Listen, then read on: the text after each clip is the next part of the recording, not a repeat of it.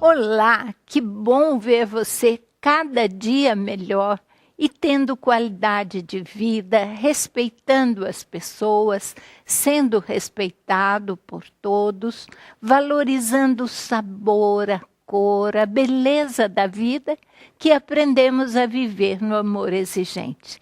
Isso faz a diferença, não é? Hoje, Luiz Fernando Calduro, primeiro vice-presidente da Federação de Amor Exigente, e eu queremos compreender e ajudar você a compreender melhor o que é a justiça terapêutica e quem vai nos falar sobre isso é a promotora de justiça de Araraquara, São Paulo, doutora Noemi Correia. Luiz Fernando, doutora Noemi, bem-vindos.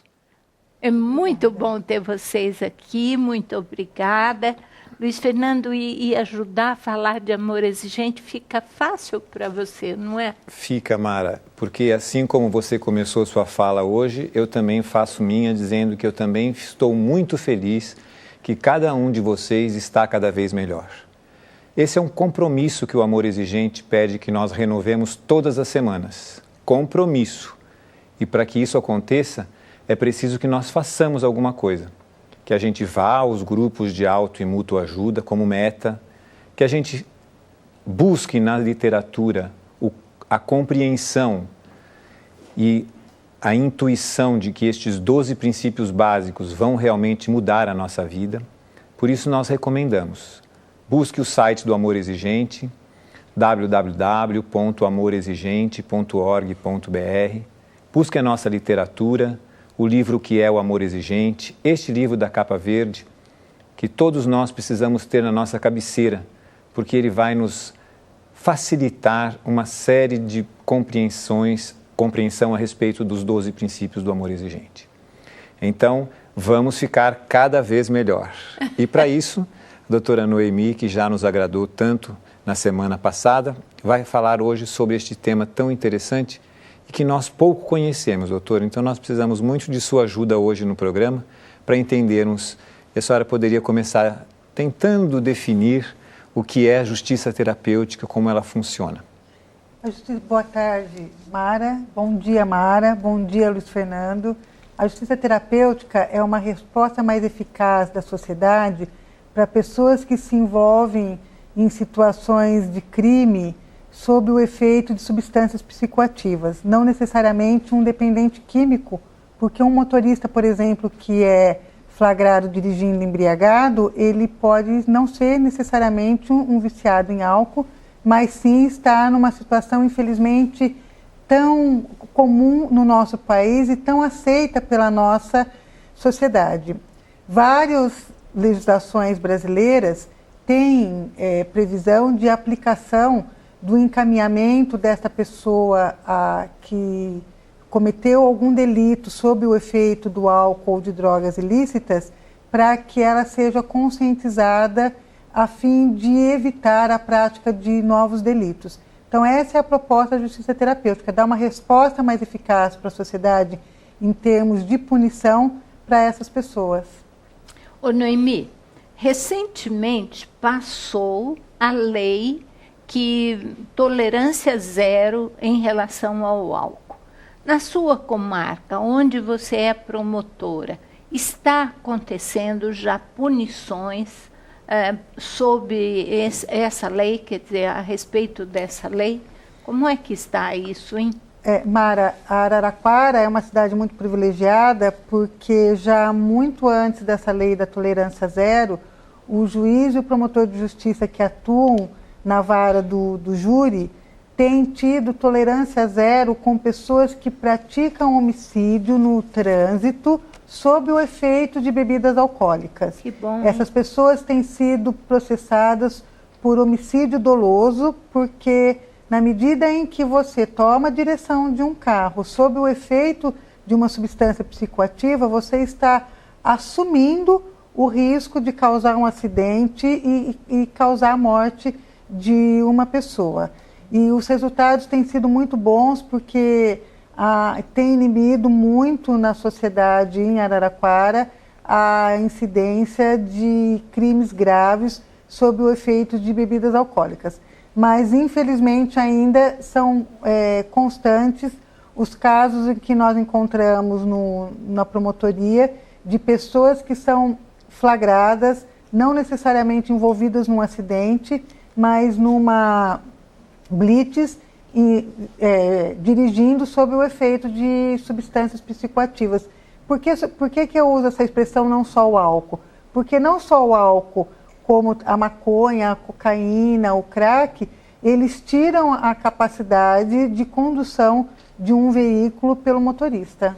Diz que quem está sob o efeito do álcool passa o farol vermelho e quem está sobre o efeito da maconha para no farol verde.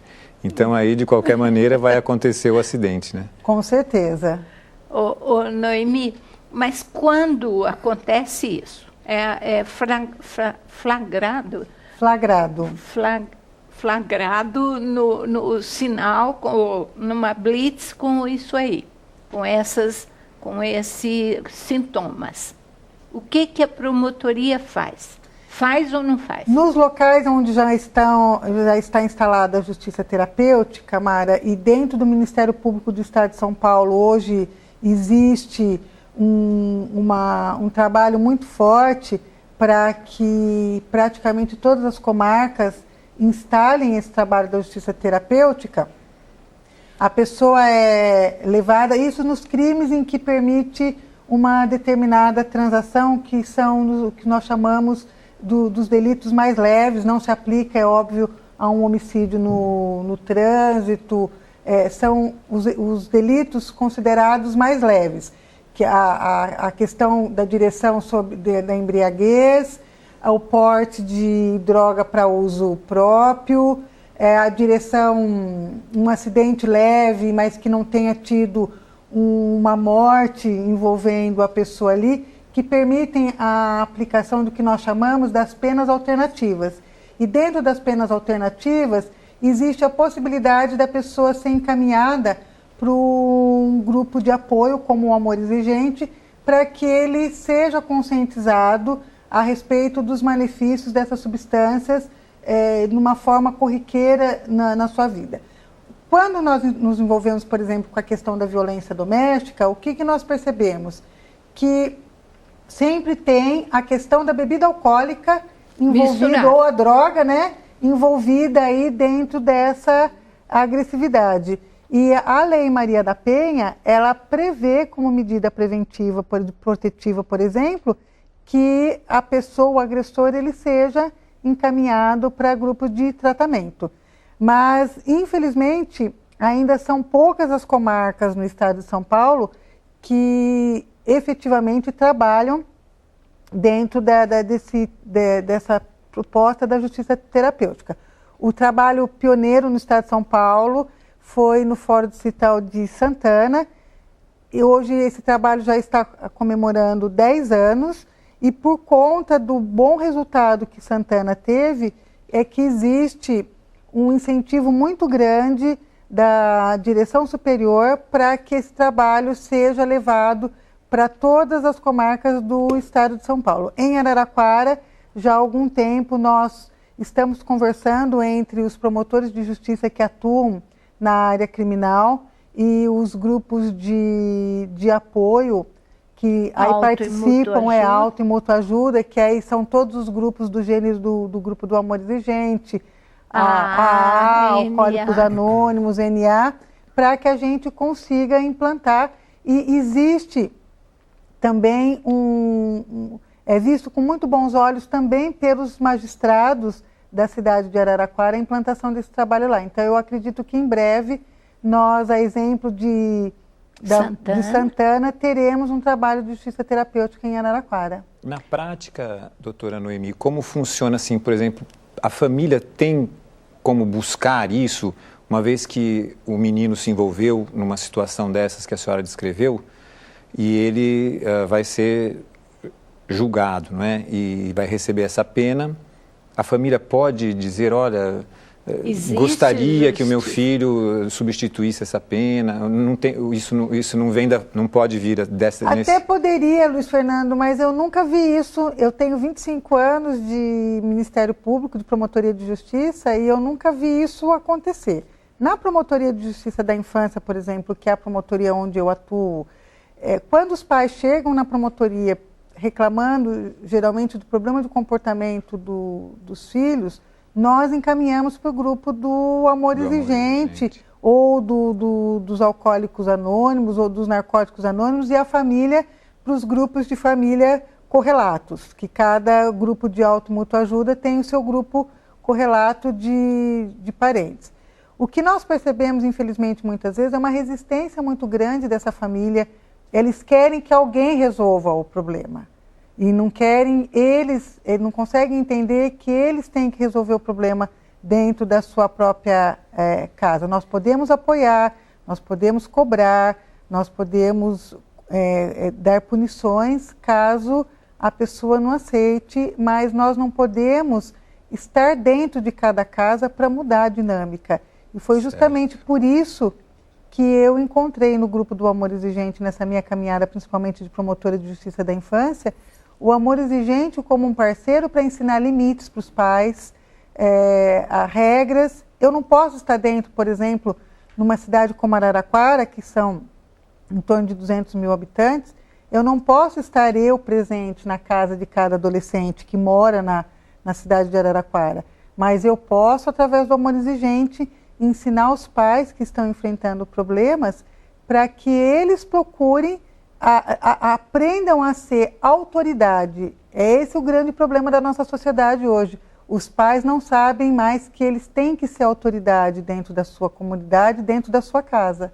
É verdade. E sabe, Noemi, olha aqui que camiseta bonita minha. Ó, isso aqui é lá de Santana do Livramento, é da Eide do Jorge, o grupo deles, lá no Rio Grande do Sul, pertinho de Uruguaiana, onde fica o Marco Aurélio, nosso coordenador regional de Uruguaiana. E a Eide é a suplente, é a segunda. Ele suplente regional. E eles têm o grupo de Amor Exigentinho, que também ajuda as crianças, e é interessante porque às vezes são crianças, os filhos dos coordenadores de grupo, junto com crianças que precisam se organizar, se adequar, e fazem grupos muito bons. Agora, outra coisa que eu queria falar com vocês é a respeito de grupos de sempre a tempo. Você estava dizendo de os problemas criminais de idosos, em relação a idosos. Você sabe, Noemi, que nós estamos assistindo hoje, no Brasil todo, uma carência para idosos. Idosos, de um modo geral, eles estão muito sozinhos, eles estão começando a usar drogas, quer dizer, ou remédio para dormir, ou álcool, alguma coisa que os torna muito mais frágeis do que já são, e eles, às vezes, assumem papel de avós pais, e ficam muito sozinhos. O pior ainda é quando eles, quer dizer, mãe e pai se separaram lá atrás. O filho dependente químico ficou com a mãe. Daí esse rapaz foi um tratamento atrás do outro, essa mulher ficou sem dinheiro. Agora o rapaz ou continua usando, ou está livre, se libertou das drogas, casou, mas essa mãe está sozinha, porque ela é codependente. Se ela vai morar com o filho, ela é meio adoecida e pode atrapalhar o casamento, a família dele. Então, tem uma série de problemas que esses idosos estão encontrando. Eles não se adequam muito a grupos de idosos comuns.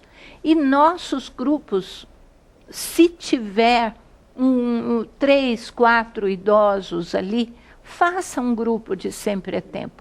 Comece a dar uma atenção especial para eles. Sabe o que eu gostaria?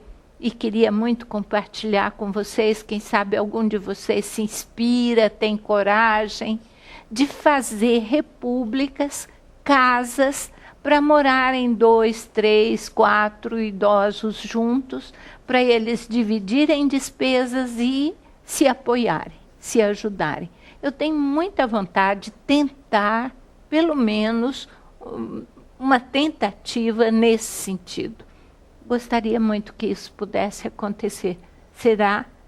Vamos ver. O sonho que a gente sonha junto se torna realidade. Olha aí na televisão. Então é um convite aí para que os grupos tenham o subgrupo do Sempre é Tempo.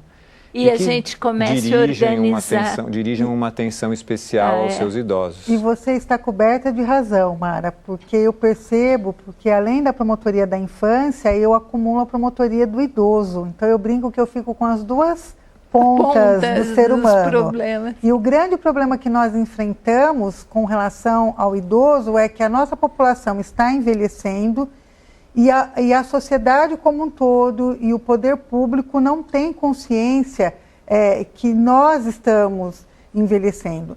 Então, é muito comum idosos sofrendo nas mãos de filhos dependentes químicos, é um dos maiores problemas que nós temos. Idosos que foram dependentes químicos a vida toda e por conta disso causaram uma situação de muita vulnerabilidade nos seus filhos e os filhos agora não querem saber desses pais e eles precisam da ajuda dos filhos. Então, para esses pais que são idosos, que muitas vezes são arrimos de família, é muito importante participar de um grupo de Sempre é Tempo no Amor Exigente, como forma de entenderem que eles merecem respeito, merecem dignidade e que precisam ser tratados com amor e com respeito pelos seus filhos. E que ali eles sejam ensinados e que eles se apoiem entre eles. A coisa que eu quero chamar a atenção, Noemi, é que realmente eles não ficam em grupos de pais que não sejam Sempre é Tempo, eles ficam um pouquinho e vão embora, eles não ficam em grupos de esposas, de cônjuges. Então, o que nós precisamos é dar atenção a esse grupo que está chegando e que nós precisamos atender de forma especial. É um apelo, é um sonho que eu gostaria de sonhar com você. Olha, o que mais você tem para nos ensinar, Noemi? Eu gostaria de perguntar, Mara, se você me permitir, como que funciona lá em Araraquara estes grupos que recebem os meninos apenados? É igual o de São Paulo, que acontece dentro do fórum, ou eles são encaminhados para os grupos dos frutos do amor exigente, que são os subgrupos dos jovens, dos nossos grupos permanentes? Em Araraquara, Luiz Fernando, não existe ainda um grupo trabalhando especificamente a questão da justiça terapêutica para os maiores de 18 anos. Certo. O que nós temos é um trabalho semelhante na Promotoria de Justiça da Infância e Juventude. É feita uma audiência coletiva a cada mês, a cada 2 meses, dependendo da demanda, da qual participamos eu e participam também os voluntários de Amor Exigente, por vezes alguns voluntários ligados a comunidades terapêuticas, onde as famílias são orientadas e recebem a explicação no que a frequência ao grupo pode lhes beneficiar. E em seguida eles são encaminhados formalmente para o grupo, não é um convite, o Estatuto da Criança e do Adolescente me dá embasamento legal para eu fazer isso nas medidas de proteção, tanto encaminhar o jovem quanto encaminhar a família para grupo de orientação a pais, como para grupo oficial ou comunitário de auxílio a dependentes químicos. E eles vão para o grupo da comunidade. Nesse grupo da comunidade, lá em Araraquara, eles acabam até sendo colocados numa sala à parte, porque é um pessoal mais resistente, é diferente daquele certo. Pai, daquela mãe que voluntariamente procuram o grupo de apoio. Aí, por que nós encaminhamos? Porque, na grande maioria das vezes, o que nós temos de pano de fundo num ato infracional é justamente a falta de limite, a disfunção familiar, a falta de ferramentas para que esses pais sejam autoridades dentro da sua casa. Então a mãe vai à delegacia de polícia fazer um boletim de ocorrência dizendo que o filho bateu nela, agrediu, ou vai ao conselho tutelar dizendo que o filho está muito indisciplinado e não a obedece.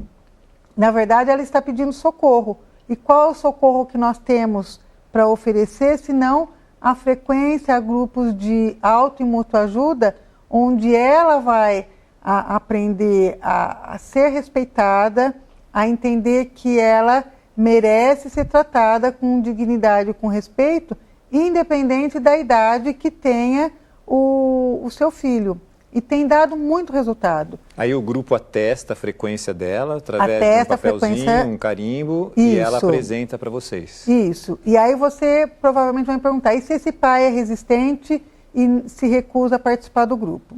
O Estatuto da Criança e do Adolescente também prevê uma pena administrativa para os descumprimentos do dever do poder familiar. E na medida em que eu me recuso a participar de um grupo para que cesse a situação de vulnerabilidade em que meu filho está se colocando por conta própria, por falta de limite, eu estou descumprindo o meu dever de pai, um dever que me é imposto pela lei no momento em que eu resolvi ser pai. E aí nós entramos com essa ação contra o pai, contra os pais, corre um processo, a pena mínima é de 3 salários mínimos para o descumprimento dos deveres inerentes ao poder familiar.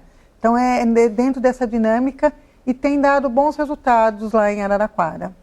Ô Noemi, até há pouco tempo nós tínhamos muito uma situação que os pais iam atrás do promotor, da justiça, do delegado e faziam uma queixa do filho.